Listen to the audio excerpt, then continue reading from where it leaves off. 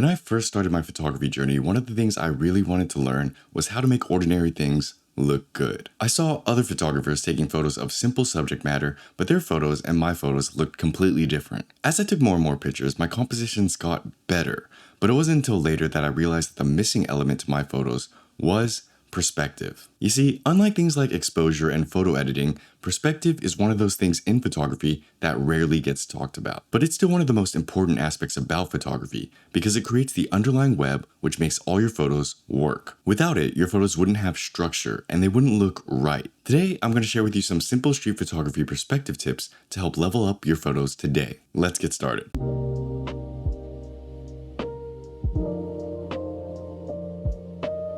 Dead-on shots.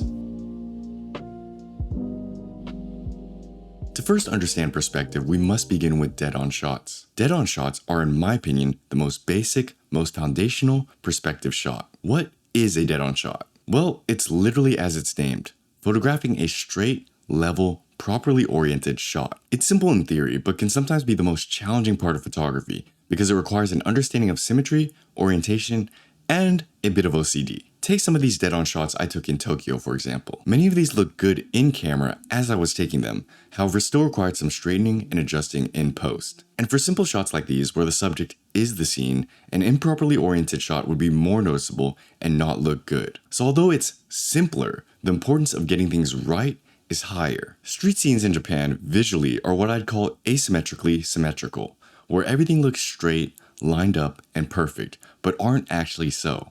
In fact, many of the doors, windows, plants, power lines, poles, etc. are often at slightly different angles than one another. This can mess up your alignment and make it difficult to get things perfectly dead on. Furthermore, if you're above the average height in Japan, which I am, things are built a bit smaller there. So to get an even perspective, where your camera isn't angled down, requires you to get down or lower the camera, making things a bit harder to frame. So you might be thinking, yeah, that's great, Andre, but why does this matter? Well, that's a great question. Dead-on shots matter because they give you a true north for perspective. When you learn how to properly center, straighten, and align your images, you build an understanding of an ideal perspective. Once you build that understanding, you have something to reference back to. So although a lot of street photography can be taken at weird and unique angles, oftentimes they're unintentional and accidental. But when we have a true north, we can better play with angles because we know what is up, down, left, and right. And then we can shoot at angles with intention, changing the view of our photos. That comes from our ability to get things straight on, whether we care for that type of photography or not. Because if nothing's on center,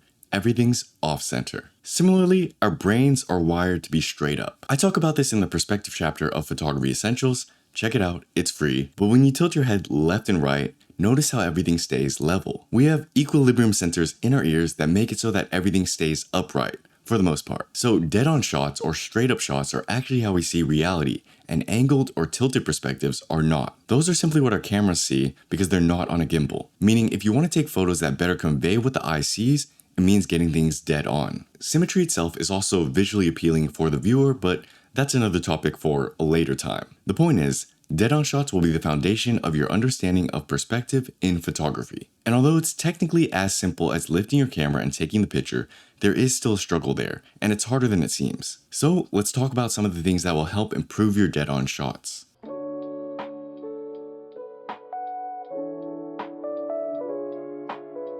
Finding anchor points. One of the most effective ways to get better perspectives is to look for anchor points. This is something you can do both in post and in real time. What is an anchor point? An anchor point refers to something we can latch onto, which holds our frame together, that we can use to straighten our perspective. It can be a pole, a building, or even a line. Sometimes it's the horizon, sometimes the subject, and it can even be everything itself. Anything that's integral to the structure of our photograph becomes a good anchor point. The better you are at finding and utilizing anchor points, the better your perspectives will look. Take this photo, for example. This was the shot I took at the Tokyo International Forum. Where do you think the anchor point is? Right, it's the subject, the man in the middle. Everything else, the leading lines and the symmetry, stems from that. But the subject in the center is the most integral part of this frame, since it holds it all together. Which means, as long as I get him dead on, straight and centered, everything else follows. So some of my lines and angles can be a bit off, but it still looks right because the anchor point is straight. Let's check out another photo where the anchor point is a little less obvious. Same setting, but a bit of a different shot, and as you can tell, there's a lot going on. There's a ton of different lines, no clear perspective, and walkways that interfere with our horizon line. And although there are good straight lines, they're not perfectly level, so lining our frame to them won't look good. In situations like these, where the anchor point isn't as obvious, we have two options. 1. Work with the best anchor point available, or 2.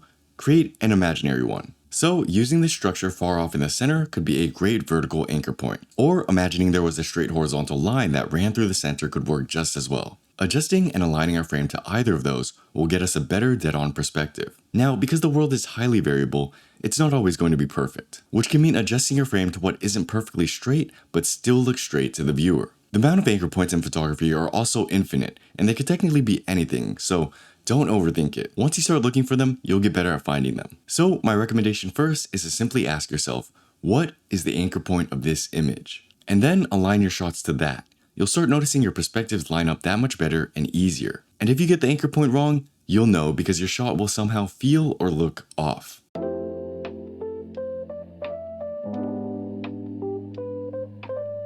Focal lengths. Naturally, when it comes to perspective in photography, the focal lengths you shoot at will affect the angles of your shots. Focal length in street photography largely comes down to preference. But when most people hear the word perspective, they probably think wide angle. This is because a wide angle makes it easier to catch the majority of the room, big buildings, and leading lines. But perspective is still an integral part of photography, even if you shoot on a tighter lens, it's just less noticeable. So a big problem I see in many beginner photographers that shoot on tighter lenses, because they're often recommended, is a lack of understanding of perspective. Their shots don't come at the right angles, are too high or too low, too left or too right. This is because they have a tighter lens, so technically all they have to do is point and shoot. But they've not been punished for taking a photo on a wider lens, so they don't yet know the difference it makes. But their shots would look much better with some sense of perspective involved. As you can tell, my preferred focal length of choice is the 35mm equivalent. It's a little bit of both, tighter than a true wide lens, but wide enough such that mistakes in perspective are pretty noticeable. But it's still something I prefer, especially for street photography,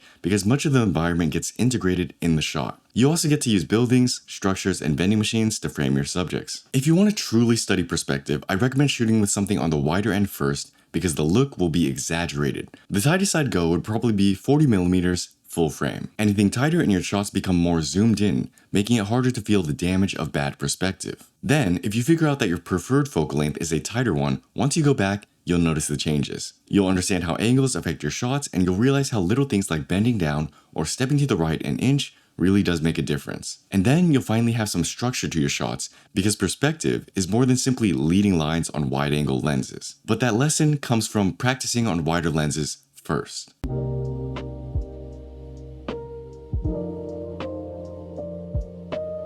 A simple exercise for orientation. Although perspective rarely gets talked about, photographers have long known the importance of it. That's why little things like the leveler in your camera was added, because simply leveling your shots will make them that much better. It's just telling someone to hold their camera straight isn't the most exciting thing to do. But understanding what is straight up, both vertically and horizontally, is important in photography, because that's orientation in a nutshell. It's important to be able to see that not only with our eyes, but our hands as well. Personally, I don't like using levelers or grids. I think they can be useful, but they get in the way of my shot and what I'm seeing. Instead, I've opted to simply train my hands to be as level as possible. Just imagine every time you lifted up your camera, it was level, as if it was on a gimbal. That would make your dead-on shots much easier because you've eliminated another thing you had to do before pressing the shutter. You can do this by practicing in your room right now. Simply lift up your camera as if you were taking a shot and see where it ends up. Is the frame perfectly straight, or do you have to pause and make some adjustments before you press the shutter? The less time it takes to get things level, the less energy you have to use to fix the frame. I'd recommend practicing this for both one hand and two hands in both vertical and horizontal shots. Keep doing it until it's muscle memory, and your street photography will take much less effort. If you master this, you'll save so much time in the field. Of course, there will be moments where you do have to adjust to get the shot right, and you should take your time on things and be patient, but you get my point. It's one less thing to worry about. Now, if you have the reverse problem where going too fast is messing up your shots, you need to practice patience. The good thing about perspectives are that the scene isn't going anywhere. Maybe the subjects are moving and the lighting is getting lower, but the general scene isn't going to leave you. So if your shots aren't on level, are crooked or at a weird angle, you can slow down and line things up. Make sure you stand in the exact center of the street or at the correct spot. It makes a difference. You can get to the correct orientation faster by doing the exercise we talked about earlier, but if you have the time, take the time. Photography is a mixture of action and patience, and that applies to perspective as well.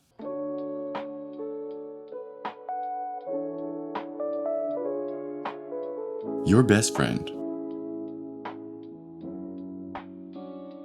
Ideally, in photography, we want to do as little editing as possible. If we could take a shot and it come out looking exactly how we wanted it to, or how we saw it, that would be amazing. Unfortunately, the real world doesn't operate like that, and we make mistakes all the time. It's times like these where one of the simplest editing tools becomes your best friend. The straightening tool, and sometimes the crop tool in Lightroom or Capture One, is so useful for getting better perspectives.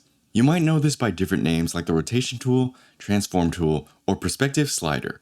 Whatever, same stuff. The real world is busy and it's difficult to pay attention to everything. So often there will be things you didn't see while you were taking the picture. It could be a crooked pole that's throwing your symmetry off, or a plant that's getting in the way.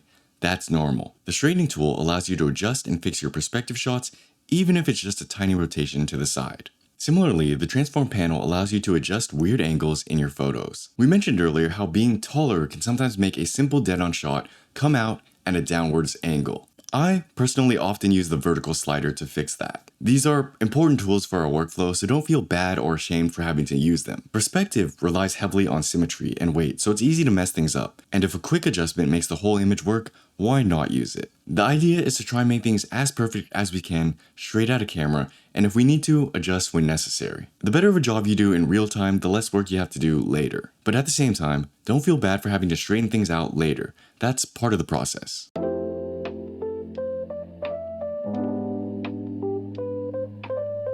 Find perspective subjects. The final tip I want to give for street photography perspectives is to look for perspective subjects. What do I mean by this? I mean that often in street photography, we are looking for interesting things, typically subjects or scenes. Perspectives are a type of scene, but can also be a subject in itself. We just don't commonly think of perspectives as subjects like we would people, objects, and landmarks. But training ourselves to look for perspectives as the subject itself will allow us to get better perspective shots, hence finding perspective subjects. I'll give you a few examples. If you think about what makes for an interesting perspective, one would commonly think of leading lines, a street that's straight down the middle and sidewalks that branch out from it, or maybe the sideways angle of that where two lines converge at the end. Or if you have a dead-on shot, your perspective doesn't have the angles, but rather flat horizontal and vertical lines in them. Extending this further, we can use highways, buildings, and roads to draw lines within our frames. Perspective is all about these lines, and once we train ourselves to see them, we can actively find them. So finding perspective subjects means looking for these lines and shapes first, as if they were the subjects themselves. Then you can simply photograph the scene as is. Or you can wait for a subject to enter the perfect spot and then press the shutter, which would give you a nice blend of subject and scene. The viewer will be attracted to the subject, but for some reason, everything else looks good. This is because what's holding the frame together, as we mentioned earlier, is the perspective, giving the photos structure. And when you have a photo that can look good with or without a subject, that's when you capture this well. So if you want to take better perspective shots, treat it like a subject and look for it. Use the tools we mentioned earlier to align your frame just right, then blend what you've learned with already clear and natural subjects, and you'll get a better result. This mixture of scene and subject is something I personally enjoy and seek to capture in much of my street photography. And it all comes down to a basic understanding of perspective. Anyways, that's enough talking for me today. I hope you found this useful. If you did, share this video with a friend who also needs some perspective in their lives. If you want to learn more, we have a whole perspective chapter in Photography Essentials. It's free. You can also learn more about improving your photography as a whole in Photography Systems. Check that out as well. Thanks so much for watching. Happy shooting. I'll see you in the next video. Peace.